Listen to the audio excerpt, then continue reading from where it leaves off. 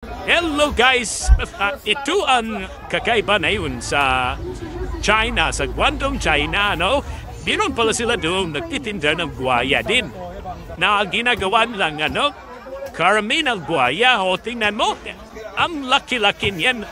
Paano pa kaya? Meron din ba kaya sa Pilipinas ng ganyan? Sana naman kung meron man sa Pilipinas, sigurado ako nasa bandang sa batasan. Oo, sabihin niya sa batasan, gills yan. Nandyan, no? Dapat ganyan ang din ang ginagawa ng mga buhaya, no? O, tingnan mo, ang tataba pala ng mga buhaya. Ang gaganda ng mga laman. O, akalain mo yan, si Christ, di ba? Ay, hindi zipin mo yan. Mabuti pa sa China, mayroong ganyan. At sa Pilipinas, ang mga buhaya doon, yun ang mayayaman. Iba, kaya sigurado ako. Ngayon, anuhan na ngayon yung sa China niyan eh. Kaya sana naman meron na dapat din dyan sa Pilipinas na ganyan. O diba hong kaganda-ganda ng karni, paano pa kaya yung yan sa Kongreso? Diba, siguro, masarap din siguro yung mga tao na sa dyan. Lalo na, yung iba dyan gumagamit o gumagalaw-galaw pa. Dapat ganyan pa parusahan natin yung mga buhaya sa Pilipinas. Di ba? Guys? Ha? Kaya-kayanan? Ayun, mo? Yun yung mga kamay na yun. Yan ang mga yan ang mga kumakuling bata. Kaban ang bayan natin yan. Di ba? Ganyan. Kung ganyan lang sa Pilipinas, yung mga buhaya, binibinta rin. Kaso ang mga buhaya doon, yun ang nagmamaye, nagtawag na yun, yung tahari-harian, ang mga buhaya doon. Nagari-harian ang mga buhaya. Karamihan para dyan, mga buhaya sa Susgino ko. Ano ba yan? Dapat ganyan malang natin. Sana magkaroon kapag-kapal na balat na mabaya. Ayan pa. May mga ahas pa. Ayan. Kalain mo yan. Yan. Then magkasama talaga yung buhay niya. So, ano yan? Kailangan pa ba natin yan? Yan. Tingnan mo, kalain mo yan. Binibinta pati mo ahas doon. Di ba?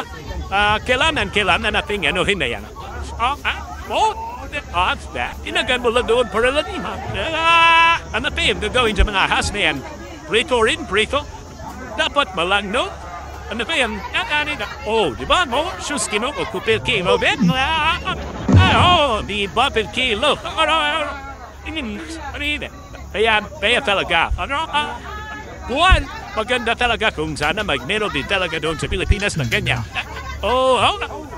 Paano pa kaya tayo magkakaroon ng ganyan? Mga buhaya doon, magkasalit mga kontraktor pa mga buhaya. Mga kontraktor. Yan, mga kontraktor yan. Sa flood control.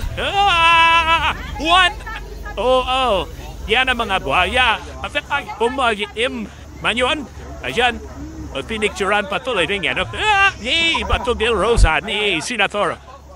Di ba? Si Senator Bato de la Rosa. Ganon yan. Ayan, may pagum pa, may pagum. Yung libinta pa yung pagum. Bibilhin din yung pagum. Kalain mo yan.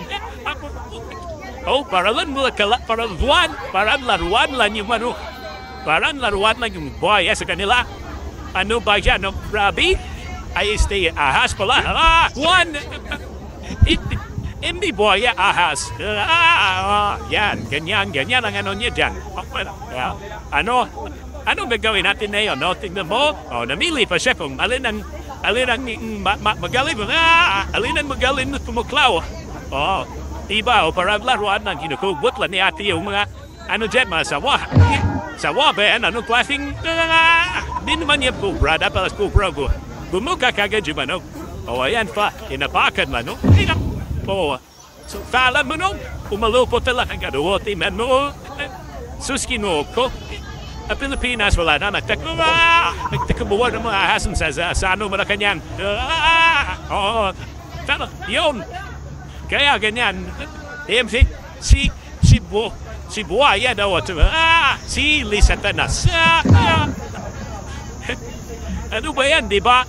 Suskino ko. Sus, dapat meron din sana sa ganyan sa Pilipinas. Kaso sa China la pala yan. Magalit sila sa China. Kaya pala yung mga buhaya doon, kinakatay lang. Kaya mga umbrisman natin dyan, nagwagiro ako. Ayaw din, galit na galit sila sa mga China. Kasi yung palang mga buhaya, yun, kinakatay pala doon sa China. Kaya yun. Okay. Alright guys, ayan. Yan ang mga dyan na. Parang naman lang.